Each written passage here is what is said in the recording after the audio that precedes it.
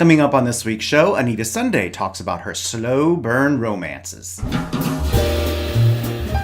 This is the Big Gay Fiction Podcast, the show for avid readers and passionate fans of gay romance fiction.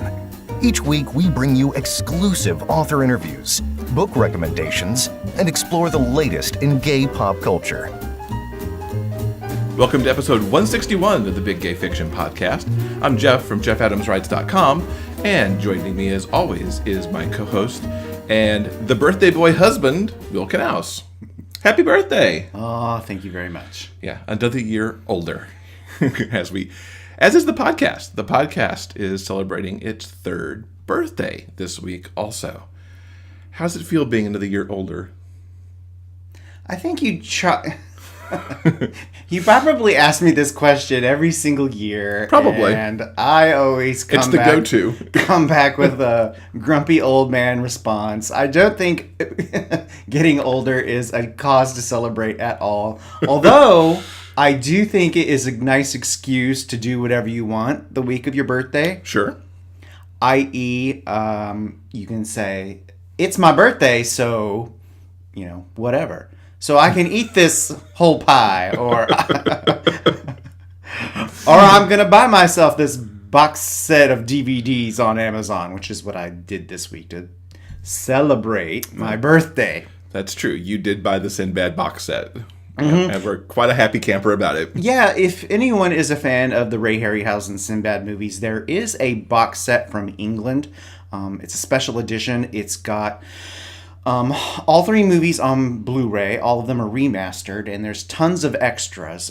Extras that have not been available on the Blu-ray releases here in the U.S. So that is my tip for the week, if you're into that sort of thing. There you go. And third birthday for the podcast, which is... Yay! 3 years. Super exciting. I love seeing the memories pop up on Facebook of our shows when we used to just sit in the chair, kind of in front of the desk. We've evolved so much in 3 years. Yes, the show is now officially past the teething stage, and now we're at like the grumpy toddler stage, probably. It's crazy to believe that sometime in 2019, we'll roll past episode 200. Yes, we will. It's coming up fast. Yep. That it is. Speaking of podcast, a couple of appearances that have happened. I was remiss in the post-GRL time frame. That's okay, because it's a crazy time. Very true. Getting back into the swing of things can be hard. Very true.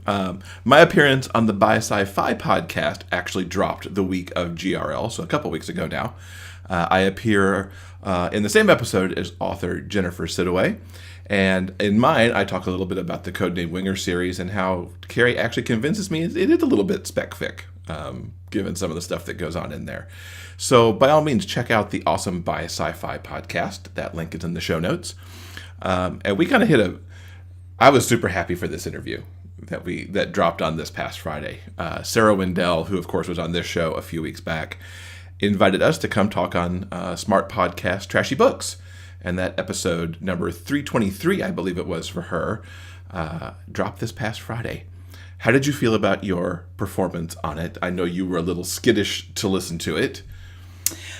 Yes, for people who don't know, I generally do not listen to myself on podcasts because... including our own. I hate it. I don't think I'm particularly good at talking extemporaneously, and I think that interview proved it. It was... Okay, let me preface this by saying it was a delight spending time with Sarah Wendell. I love her to pieces. She's so smart. She's so funny. And being on her show was amazing. That being said, I thought my portion of the interview was like, it was okay. I didn't do anything necessarily embarrassing. Well, no, neither of us were embarrassing, I don't think.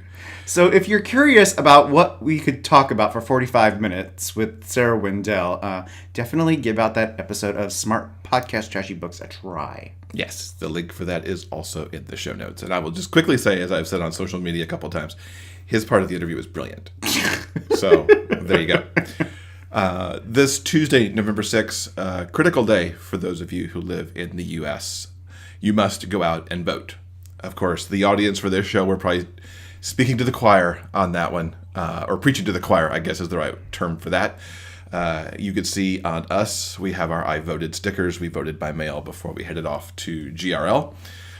You must get out there and make your voice heard. If you've already voted by mail or in the places you can go to the polling and vote early, good for you. Encourage your friends to go vote. And if you're voting on the 6th, please get out there and do it, because we need to take our country back.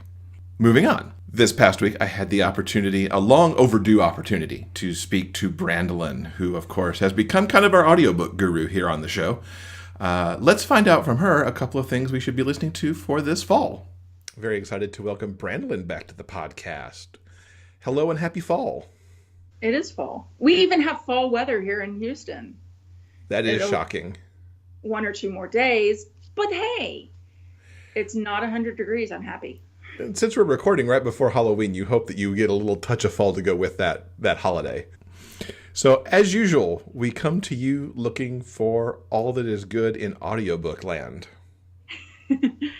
Well, you came to the right place. I actually have been looking at some new to me authors, because I wanted something different, and I have 2 series I want to talk about. They're both mystery series. The first one it's a paranormal mystery, cold case psychics. Obviously, by the title, one of the characters is a psychic. The other character is a detective. Go figure. And of course, because this is the romance genre, there is some, hooking up for them. It takes a little while, but it does happen. But more importantly than that, they're really good mysteries. And I know there's 7 or 8 books in the series. The first 3 are out on audio. The 4th one is coming out on audio. They're all narrated by Michael Pauly. And then the other one is a true mystery or regular mystery series. And it's also got some friends to lovers going on. Or, I'm sorry, enemies to lovers, not friends. Mm-hmm. Enemies to lovers. Anyway, Hazard in Somerset by Gregory Ashe. And honestly, I had never even heard of Gregory Ashe. The reason I picked it up was I was on a Tristan James kick. He narrates some of my favorite series, the Marshall series by Mary Comey, the Sinners series by Reese Ford, as we were talking about the Irish and Whiskey series by Layla Rain. Ronnie, I don't know how to say her name. I apologize. And so I was just like, you know what? I want that voice. And I found this series by Gregory Ashe. The first 3 of them are out in audio. And it's a good mystery. It's complex enough that I don't multitask while I'm listening to it as much. Because I do tend to multitask when I'm listening to audiobooks, but I do actually want to get the finer details of this series. And of course, Tristan James. So that's always good to listen to. So, what sent you down the mystery path? Because I'm not used to getting mysteries from you. Honestly, I'm not sure, because I'm also reading I think because I work in the middle grade or the middle school library, and so I read a lot of middle grade, and a lot of the mainstream middle grade I've been reading has been sci-fi and dystopic. And so I think it was just to get something different, because I've been reading so much dystopic and so much sci-fi on that side that every once in a while I get on a kick. And I'm like, mystery. And so. And I like how you kind of split it up between you had a little paranormal mystery, and then, as you put it, a little regular mystery. Well, it's, some people don't like the paranormal. Some people do. So yeah, they're both mystery at their core, but one has the psychic kick and one is not. But it has the enemies and some serious I don't want to say baggage, but history between the main characters that is slowly developing, which is one thing I actually really appreciate, is that he is slowly developing it. He didn't information dump on us. This is where they were, 20 years ago or 10 years ago, whatever it was. As we need to know it, that's when we're finding it out. And I really appreciate that in this series, because so often you do get the information dump version, and that just gets a little old. So yeah, that's the Hazard and Somerset series, by the way, that I was talking about. So, cool. Anyway. All right. Well, people can have a couple of good recommendations here for those as we get into the chilly fall nights. Yeah. Curl up with a couple of good mysteries in their ears. Yep. And if they happen to not like audiobooks, I'm pretty sure the Pandora Pine one is still available on Kindle Unlimited, which is actually where I originally found the series. A friend of mine recommended it to me and said, hey, this is on Kindle Unlimited, and it's, it's a paranormal, and I think it's something you would enjoy. And then, like, a few weeks later, the first one came out on audio, and I'm like, well, now it's really one I want to check out. Audiobooks. So, yeah. But if you don't like audiobooks, I'm pretty sure that the Pandora Pine are Kindle Unlimited. I'm not sure about the Gregory Ashe, because I honestly had never heard of them until I started looking at other stuff that Tristan James had narrated. And I was just looking through his list and went, oh, hey, these are interesting, and they are LGBT. And so I do that sometimes. I go for my favorite narrators and just see what else they're doing. I love how it's a more back and forth thing now. It's not always that people go out and look for favorite authors to pick up and read. It's now for the audiobook folks, it's like, oh, what does Tristan James got? Or what does, so-and-so have that I might want, and then expand your author list because of what you hear. Greg Tremblay and his alter ego, Greg Boudreau, is another one that I'm constantly looking at, seeing, because he does a wide variety of stuff. And so I'm always looking at his list, seeing what I found a really good middle grade fantasy through him, just by going, oh, that's a Greg Tremblay book, let's grab it. And I just absolutely fell in love with the series. But it's, like I said, it's a middle grade. And so, yeah, a good narrator is going to help sell your book. Mm-hmm. And I've always said that when I've been advocating for audiobooks back when I had the blog and all that stuff. Getting the right narrator will help sell your book, because especially if it's a narrator with a following. And you and I could name 5 or 6 in the genre that they have enough of a following that people are going to find their book whether or not they've heard of you, because they've the following. And so it is. It's a partnership, I think. Yeah, it for sure is. And I think at Gay Romlet recently, they had their second year where they had the narrator panel, where people can go, it's that rock star moment for the narrators that the authors have always had at GRL, but now the narrators are now getting it as well. Oh, I am all for that. When I first came into LGBT fiction, there were a total of about 180 audiobooks in the genre on Audible. There was about 4 different narrators, and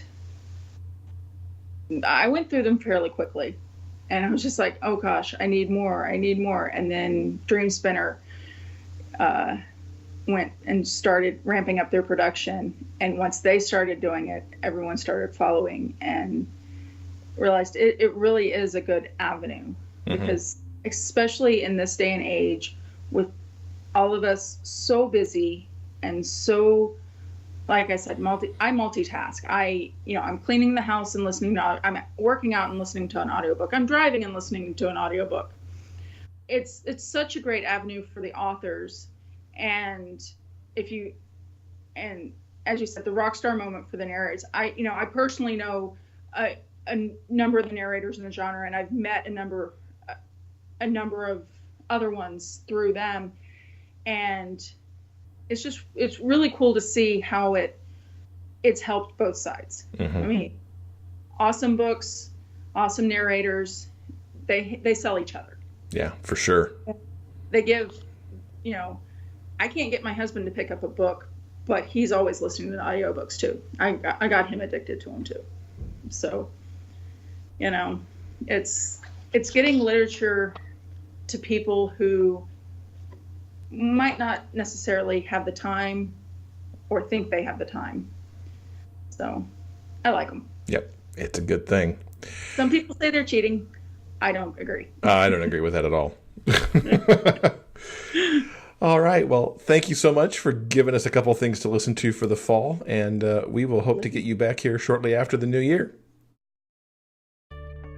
In The Hockey Player's Heart, the feel-good gay romance by Jeff Adams and Will Knaus, hockey star Caleb Carter returns to his hometown to recover from an injury. He never expects to run into his one-time crush at a grade school fundraiser. Seeing Aaron Price hits him hard, like being checked into the boards. The attraction is still there, even after all these years, and Caleb decides to make a play for the schoolteacher. You miss 100% of the shots you never take, right? Aaron has been burned by love before and can't imagine what a celebrity like Caleb could possibly see in a guy like him. Their differences are just too great. But as Aaron spends more time with Caleb, he begins to wonder if he might have what it takes to win The Hockey Player's Heart. Get The Hockey Player's Heart in ebook, paperback, or as an audiobook performed by me, Vince Sterling, wherever you buy books. So, in another example of It's My Birthday, so, in order to celebrate my day of birth, Jeff and I went to the theater, and we saw the touring production of On Your Feet, the Gloria and Emilio's Estefan musical. Now, I saw this show a couple years back on Broadway, and it was a delight to get to experience the show once again. This was Jeff's first time seeing this particular production. What were your initial thoughts, sir? You hit it right on the money. It was a total delight. The musical tracks Gloria and Emilio from pretty much the first time they meet, when Gloria is a youngster. I didn't quite realize how much May December there might actually be in their relationship. Yes, there is. And it goes up to the point where Gloria made her reappearance on the American Music Awards singing Coming Out of the Dark, following that tragic bus accident that she had that put her through major spinal surgery and her comeback to being able to walk and perform again. It hits so many of the good Miami Sound Machine and Gloria Estefan songs, chronicles their rise to getting their songs on the radio and becoming the crossover from the Latino audience into mainstream American music. Inspiring show, so much good music. I could easily just see it again because it was so fun. How did it hold up for you, Broadway to tour? It held up very, very well. I think there are no, that I can tell, there are no major changes. Everyone in this touring production is excellent. In fact, most of them have been on Broadway during the Broadway one of the show at some point or another. So they're all wonderful. If I could just sum up the show in like one sentence, I truly believe, I think it's impossible not to have a good time at this show. Yeah, that it's just a fact. If you leave the show not smiling, then you're probably dead. I would say that is very accurate. It was a blast, and I now need to go expand my library of Gloria Estefan music because I figured out I don't have enough.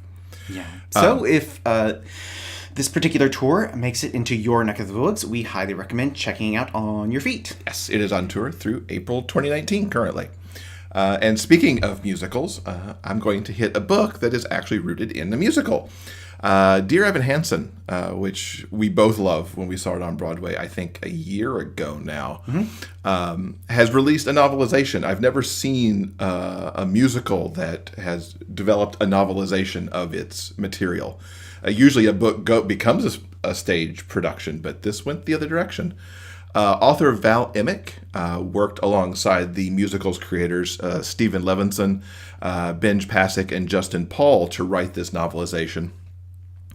To really quickly summarize what the show is without giving too many spoilers, because I know those people who have not seen it do everything they can to kind of avoid knowing too much, so you can always skip forward maybe 30 seconds or so. Evan is a young man who is depressed, feels like he's an outsider, doesn't have many friends. He's been going to therapy for a while. He's been writing these letters that begin, "Dear Evan Hansen, today is going to be an amazing day, and here's why," because they're meant to be pep talks to himself. One day at school, he creates one on the school computer and prints it off, except this one kind of goes into why it's not going to be such an amazing day for many reasons. And this letter lands in the hands of Connor Murphy, who is also a troubled young man, who takes the letter home and then commits suicide. And the letter is found, and it's believed to be his suicide note. And from there, Evan gets pulled more and more down as he tries to make the Murphy family kind of happy, knowing that maybe Connor wasn't as alone as he seemed. And a whole bunch of stuff happens. And in the music, you're just like, oh, stop what you're doing. This is bad. This is going to end badly. The book I loved so much because it really goes far more into Evan's head. It has much more space to tell the story than you get in a 2-hour and 20-minute musical. They also let Connor have a voice, and you hear from Connor kind of why things went so wrong for him and why he made the choices that he did. And that just, there's so much power in this book, and it takes the musical and just moves it to a different level. So if you've seen the musical, I highly recommend the book. If you're going to see the musical, I can't really tell you too much which way to go in terms of what to read first or what to experience first, because they're both excellent works in their own right. The voice talent, I did the audiobook. The voice talent on this are Evan Hansen cast members. So you get Ben Levi Ross, who is playing Evan on tour right now and also played it as an understudy on Broadway. Mike Feist, who was the original Connor on Broadway, and Mallory Bechtel, who is currently playing Zoe on Broadway. So top-notch cast reading this book.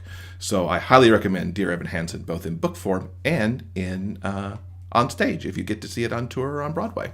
As always, if you're interested in anything that we talked about here on the show, all you got to do is check out the show notes. And those are at biggayfictionpodcast.com. Every time you use the affiliate links, a couple of pennies come our way, and that helps support this show and keeps it on the internet airwaves. Yes. Are there airwaves on the internet? Well, I don't think that's how it works, but... Not really, but if you think about Wi-Fi, I mean, the Wi-Fi is in the air. Well, I suppose that's technically true. Some of the internet's on the airwaves. Also, another way you can help support the show is through Patreon. If you'd like to learn more about how you can support this show monetarily, all you have to do is go to patreon.com/biggayfictionpodcast. You can find all the information there about, everything that we offer to our Patreon supporters. Like bonus episodes, call outs, special thank you stuff. So all you have to do is go to patreon.com/biggayfictionpodcast. Want to hang out with us between shows? Check us out on Facebook. You never know what we might post. News about book sales, bonus video content, and maybe even a live broadcast or two. Like us today at facebook.com/biggayfictionpodcast and see what we get up to next. So I recently had the opportunity to talk to the queen of slow burn romances, Anyta Sunday. Many weeks ago, I read one of the books in her Signs of Love series and absolutely adored it, and really found out why slow burn romance can be so fun.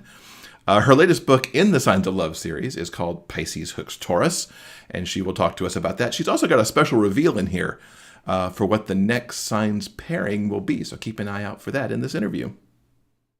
Welcome, Anyta. Hi. Thanks so much for being here.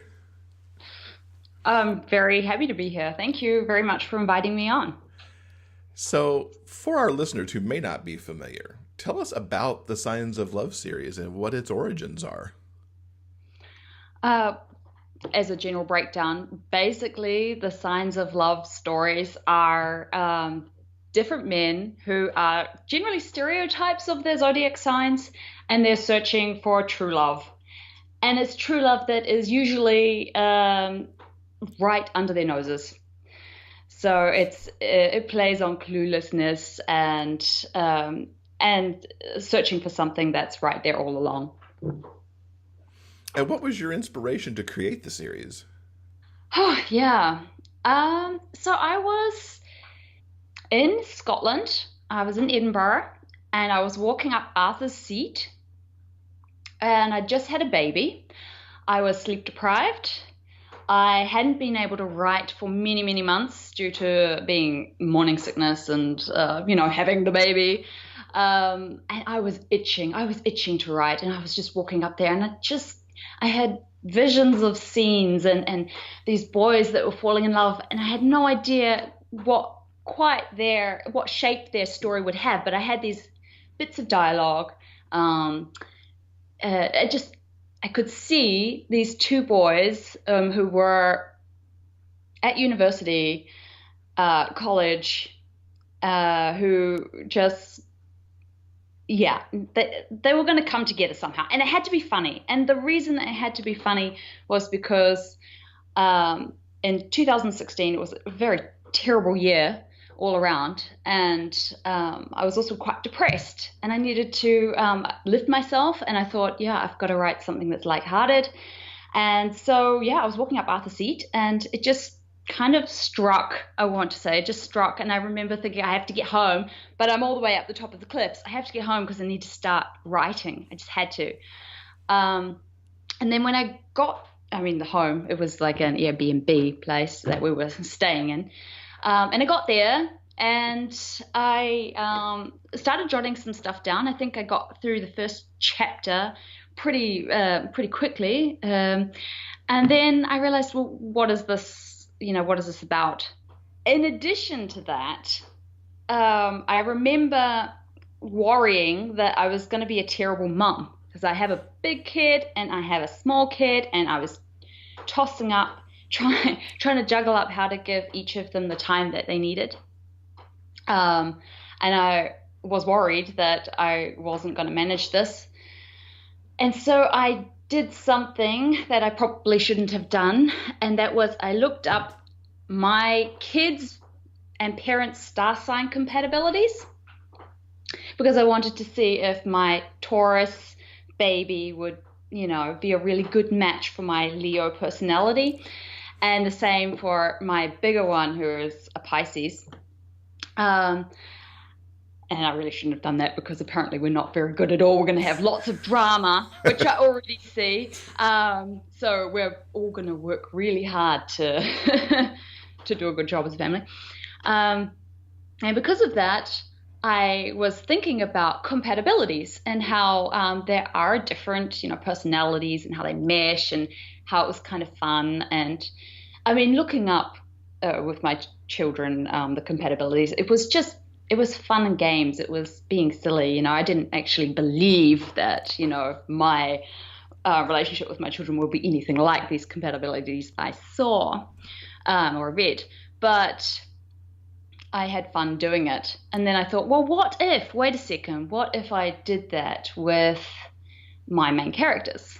If they actually did represent those star signs, and how would that be? How would they mesh? And that kind of got spiraling. And so I had these scenes with the two boys, and it just kind of all came crashing together. Like this mom who was crazy about star signs, and how she would, feed this to her Leo kid, and he didn't believe it, and yet he was, from my view, he was representing all the Leo traits. And so that's kind of how it came about. That was very long-winded and all over the place. I hope you follow some of that. Were you into astrology before the book idea came? Not really, but kind of. It was always like, oh, come on. Yeah, right. I'm not really a Leo. I'm really not. I'm more like Cancer, surely. No, maybe actually, no, I'm a Libra. Look it up, check it out. Yeah, so I wasn't heavily into it, but Okay. I had a lot of fun. You pick up a magazine with girlfriends, or check it out, or you look up what your boyfriend or husband is, and what's going to happen that week, kind of for shits and giggles. And it's always been like that for me. I'm not seriously into it, but as I started writing the series, I did end up learning a lot more about the process, and it's a lot more complicated than just star signs. There are moon signs, and Yeah, there's a lot that goes into that. yeah, exactly, retrograde and la da da and everything. So it's very complex, as are people. But for the simplicity's sake and for just the fun of it, I focus on the star signs. That's very cool. I love how you had this moment of plot inspiration. You were just driven to get back to the Airbnb because you had to write it. Yeah. I love that. Now, let's dig into this new book, Pisces Hooks Taurus. Who do we get to meet in this book, and what's happening with them? Okay, so Pisces Hooks Taurus is the fourth in the Signs of Love series. It's an opposites attract, a romantic comedy. And this time it features an unapologetic romantic and a broken realist, and they're trying to convince each other that true love doesn't exist, or that it does. So we have Zane, who sees himself as this kind of regular Kiwi that's a New Zealander, a bit cheeky, bigger dreamer, an even bigger idiot. And he loves three things. He loves drawing, and he loves pecans, and he loves romance. Also, his visa's about to run out, and he's on the search to find true love, and it has to be true love before the month is out. And he really believes that this will happen. This is my beautiful Zane. And then there's Beckett, who's recovering from a failed marriage, has a bitter outlook on love in general, and he absolutely does not believe in love at first sight. Just forget it. And the book explores, this thematic question, and you'll have to read the book to find out if either of their opinions change. Now, I bet they do, since it's a romance. That's just a guess. I think it's a pretty good guess. Now, the week this airs, the first week of November, the podcast turns 3. Can you give the show a quick horoscope? Can. Well, firstly, happy podcast birthday. Thank you. Yeah. 3 years old on November the 5th, which makes your podcast a Scorpio. And that really seems fitting too. The structures of your podcast and the regularity of your podcast work to one of Scorpio's major strengths, and that's focus. Another fitting trait is the jovial and passionate nature of the podcasts. They're fun, and yet they're carefully thought out. And more traits, they're honest. You guys are honest, passionate, and persistent, which I like. This is going to be over 100 and something episode. Yeah, this will be like 160 something, I think. It's incredible. And I see that the next year will bring even more expansion and even more amazing big gay fiction that you can read, write, watch, listen to, and you guys can talk about. Very cool. I like those traits. They seem to fit the show really well. So yeah, thank you for doing that. That was a little bit of fun there. It was fun. Now, shifting a little bit from star signs, you've got another series out there that actually focuses on the alphabet. Oh, yes, I do. The Love Letter series. Yes. Now tell us about that one, because that's interesting how you're kind of, I think, planning 26 books. Yes, tentatively I'm planning 26 books. I am definitely starting chronologically, and the idea is that these are shorter books, and they're meant to be little escapist fantasies, a little bit like episodes. And they're striving for fun, really uber tropey, over the top little love bites for in between longer novels, and not just for reading, but for writing too. I find writing bigger stories, bigger novels, it takes a lot of emotional energy. And it takes me a long time to write them, which is good, I think, and necessary.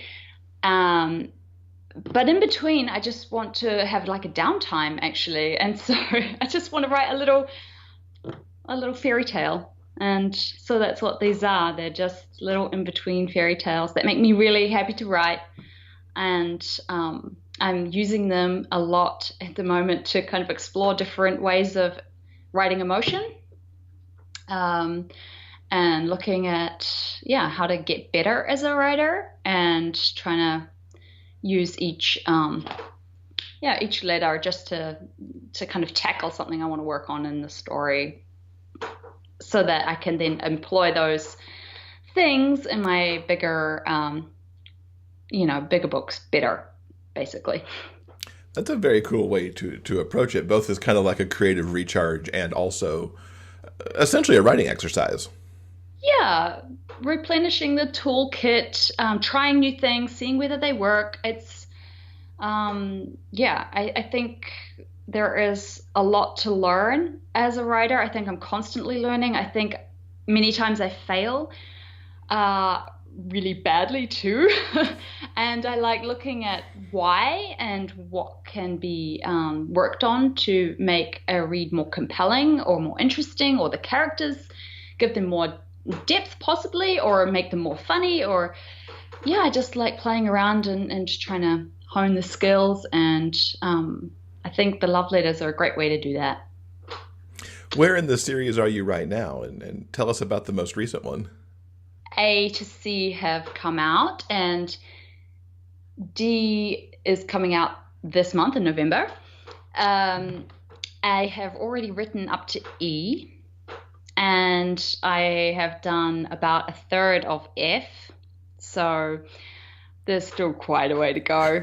And I do notice that I get bored with certain things sometimes, so I kind of go off on tangents. I find it hard. This is why I like writing standalones, and don't usually follow characters from book to book, because I like conflict, and I like it really in the nitty gritty, and then I get bored of that, and then I want to try a new one, and I want to give the boys their conflict that they have to solve, and then kind of like jumping on and on.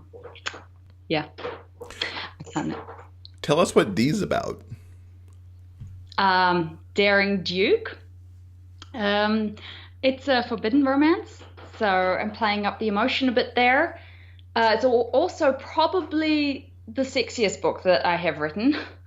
And it's forbidden in the fact that it's two guys who really like each other, love each other. They have known each other all their lives, and the reason that is because they are cousins. So they have the conflict is basically internal. How do they overcome the fact that they are in some way related, and will they, and how? And yes, interesting. It was fun, and a little surprising, and it was good to get into different mindsets again. Mm-hmm. Different minds, yeah. You call yourself the queen of slow burn romance. Well, I wouldn't call myself that, but I suppose I have been called that before. You have been anointed as that, perhaps, is a better way to put it. What is it about slow burn that you love so much? Definitely the development in romance. And by that, I mean that there is a progression that feels natural from friends, or or maybe possibly enemies, let's go even back there, disliking to liking to learning about one another. Usually I get to a point in a story where my characters are best friends before they realize they are more than that. And that's important for me because there's a fundamental belief for myself is that you are best friends with your partner. And I want to show that first in the development of a romance. So this is part of the reason why I like slow burn so much. Love it, actually. Also, I feel that there is a lot of tension between the characters because when you have two people and everyone else kind of knows what's going on except for the two people, there is an element of frustration, a good type of frustration, I feel, where you're kind of screaming at the characters just to get it together, figure it out. Can you not read the subtext? You know, he's actually saying this. Why can't you see it already? It's a lot of fun. I think it's engaging, and I love reading it. Yeah, so that's kind of that whole will they, won't they, or more specifically, when will they and how will they? Mm-hmm. And also, it's just, as an author, I love to tease. I guess that kind of comes from my Leo personality, a little bit playful, like kind of getting close and then drawing away and then, you know, getting a bit closer and then drawing away. It's fun to write. Are there any particular tropes you like to see the slow burn applied to? I mean, obviously, you know, friends to lovers and even enemies to friends to lovers easily goes in that direction. Are there others that you like to play with there? Yeah, well, you're right. You've you've mentioned a lot of really good ones. I love the friends to lovers, enemies to lovers, and there are quite a few others that are a lot of fun too, like the fake fiancés or fake boyfriends or the best friend's brother or December May. Yeah, I just love going wild with them. I think there's so much fun to exploit, and especially when I'm writing lighthearted books. And I write angst too. I have other books that are more heavier, which I don't tend to use these tropes on because I feel that they are more for the lighthearted, fun stories. And so I like using them, writing them. And I also have noticed that it's not just these bigger kind of tropes, like, you know, the overarching novel tropes, but there are all these really cool tropes that you can use in small scenes too. And I found that I kind of stumbled across them because I was looking up tropes online. And there's this list of TV tropes that they use for romance. And this list is long. This is like over 100 different types of tropes long. And so I've been writing some of my favorite ones down. And for example, a trope would be like the kissed keepsake, where you don't want to wash a part of the body that was kissed by a crush. Or the hypocritical heart warmer.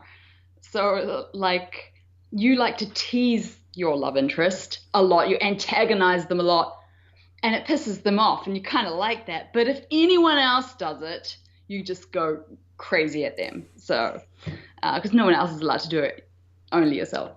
And another one, I have this whole list. Oh wow.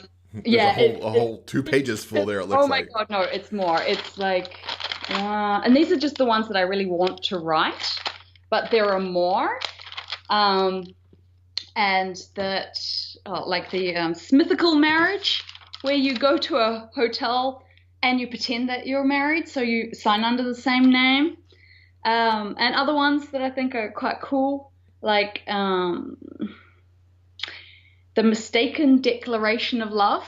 Like you think you're, you know, announcing to your love interest that, yes, it is you, you're the one for me. And then, you know, you open up the dressing room or whatever, and it's someone else there, or it's just a lot of fun. Yeah, really, I recommend having a look. It is hilarious to read some of these things. And I noticed I do them without even realizing, like, using some of these tropes as well. And I think everyone uses them, like, because they're so ingrained and we see it on television all the time, and or we read it in books all the time. And I noticed that I did it for Pisces Hooks Taurus, and I didn't realize until afterwards, but another trope is like acting like the old married couple, even though they're not an old married couple. So yeah, it's a lot of fun. It's a lot of fun to write. I recommend having writing a list of the things that you want to write and going nuts. Yeah. Besides the trope list, are there other like subgenres you want to explore? We mentioned in your intro that there's a little splash of fantasy in some of the books. Are there other things that you kind of want to explore that you just haven't yet? Yeah, I just don't know I'm good enough writer to do them yet. And I want to get better before I do some of these bigger dream books. I love writing fantasy. I don't, I write it every now and then. It never sells very well, which is fine. But it's such a huge investment in time. That it's hard to keep trying and getting better at it at the moment, just time-wise with 2 kids and everything. But I love fantasy. I have a series that I started a couple of years back. I have notes and notes and notes about how to finish this, and it's a 3-book series, and I have it in my head. And it's just a matter of finding the time to do it. I also have another dream. Oh, this is the problem. I have so many notes and so many books I want to write. I don't know when I'm going to write them all because I'm quite a slow writer. But there's this other dream book that I have in my head. I don't know if it's a book or 3 books. Hopefully it's just 1 book because the time. And that is an enemies to lovers underdog romance. I would really love to write about a secret society of debathletes. And debathletes are, as a team, that debate against each other, and they fence in like a combination sport. And I imagine it as different houses competing against each other. Houses is the term that you use in debating. And this one team comes in, and it's from one guy's perspective, and he is a complete underdog, and no one gives him any chance basically, but he's just gonna fight his way to the top, and ultimately, of course, hopefully win. I'm fascinated by that. I've never heard of like a combined sport of debating and fencing. No, it's completely made up. You've made this up. See, I was convinced there for a second it was totally real.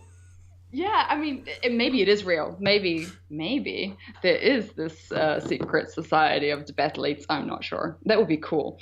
I look forward to this one day from you. Yeah.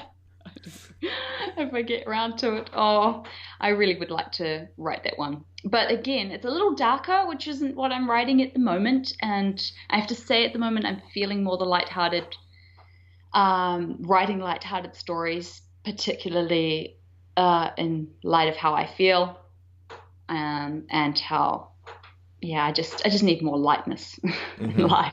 I think we all do, actually. Yeah. I'm totally with you on that. What got you into male romance, both as a reader and a writer? Okay, so it kind of does tie into my fantasy fail.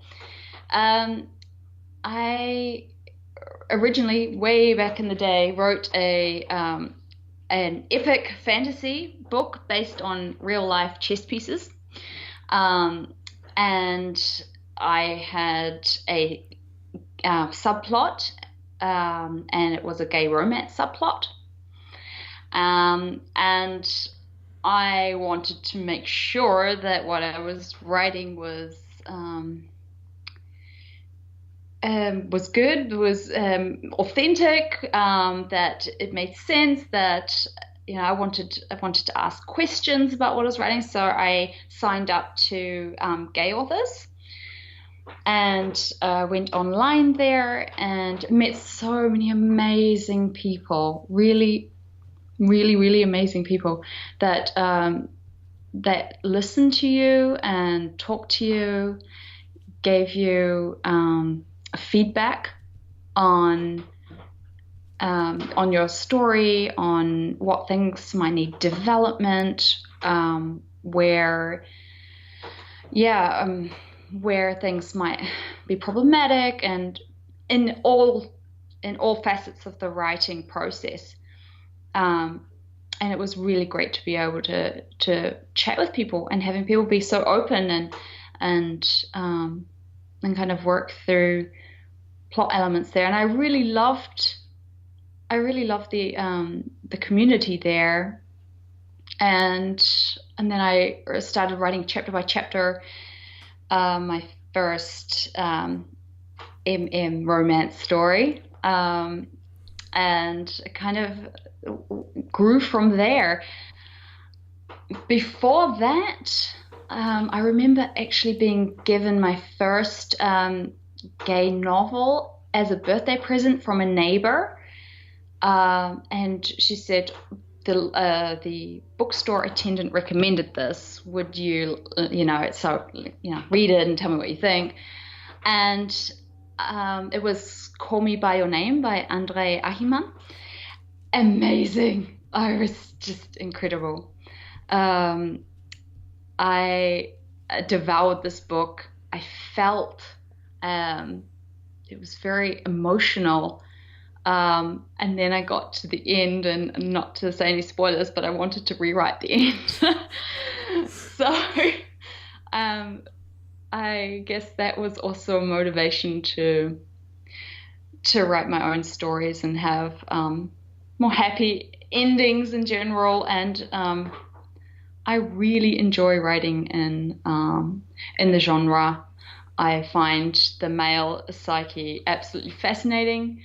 I find the grappling with masculinity and the societal norms for guys and their role in modern family really interesting too. And there is a lot of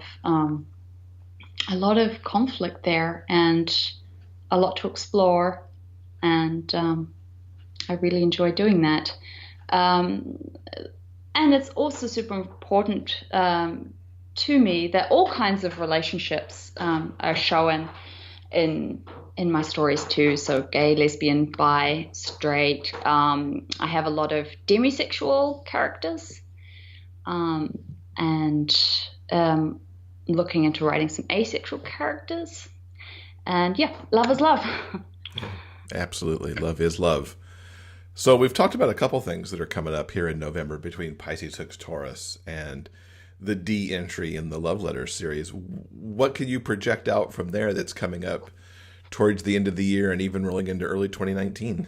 I got offered to jump in to do a Christmas story as part of a group of amazing authors, or I am in the process of writing a Christmas story, or definitely by the time that this plays, I will hopefully have written it. So that will be coming out, and that's going to be set in the 90s.